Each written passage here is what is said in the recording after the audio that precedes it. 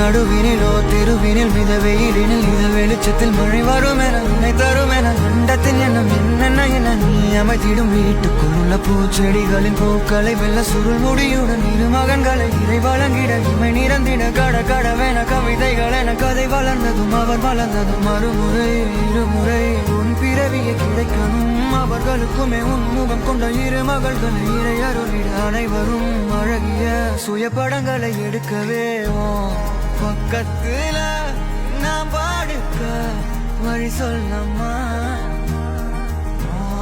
ரத்தத்துல பெத்தெடுக்க விதி விடுமா చాలా బాగుంది రెండోసారి ఇది సెకండ్ టైం అండి చాలా బాగుంటాయి నాకు చాలా నచ్చినాయి.